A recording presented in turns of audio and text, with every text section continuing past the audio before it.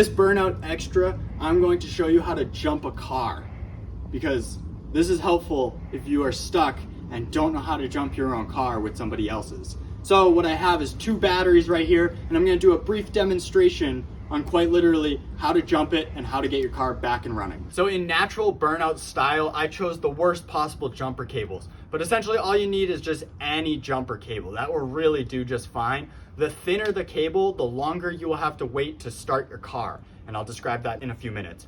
What I have here is 2 batteries. Now just imagine them in cars as if you're going to jump them. So you pop the hood, you find the positive and negative, and each battery is going to be a little different. Obviously cars have different size batteries and things like that, but these ones here have studs and posts. So studs are what sticks up and there's an actual thread on it. To be honest, cars rarely have a stud for their battery in their car. However, occasionally it happens. Sometimes older cars will have that as well, but they'll definitely have posts, which are these. And the battery will always be labeled, whether it be with a red cap or a black cap or something like that, but will always say positive and negative as well. And it's pretty self-explanatory, but you always want to make sure that it's red to red and black to black. So when you're attaching the jumper cables, you take the black part and you go on the negative, and then you take the red part and you go on the positive.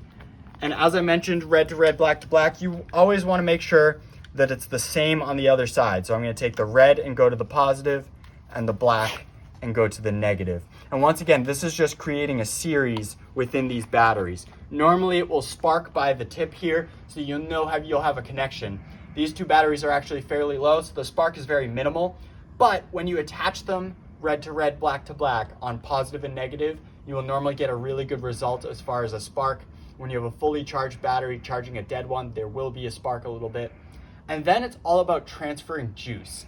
So it's just like heat transfer. When you put your hand on something hot, eventually that heat will go into your hand. That's essentially what's happening with the batteries here. So if this one's full of juice, it is eventually going to slowly transform juice over to the other one, or transfer juice to the other one. And that takes time. So when you jump your car with somebody else's, it's not going to fire up immediately. You're probably going to have to wait about 5 to 10 minutes in order to start your car. Now, if you have a jump pack, that's a little bit different. And this is where the thickness of the jumper cables comes into place. These ones are actually fairly thick. However, I do have thinner ones that takes about 15 minutes just sitting there, and then you can crank the car, and that's when it will start. But for the most part, the thicker the cable, the better. As I mentioned, these are pretty crappy just because they're old and a little bit worn out. You always want to make sure that you're going on the negative and the positive correctly. You don't want to mix those up or you'll fry one or both of the batteries. But as I mentioned, very simple tutorial, red to red, black to black. I would keep a pair of jumper cables in your car in case anybody ever gets stuck or you get stuck.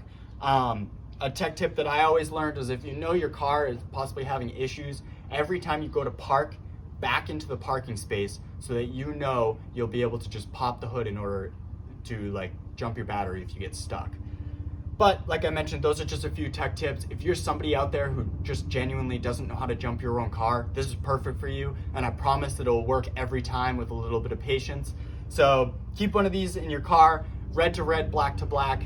And that's all for this Burnout Extra on how to jump your car. Stay tuned for more tutorials, extras, bloopers, and more.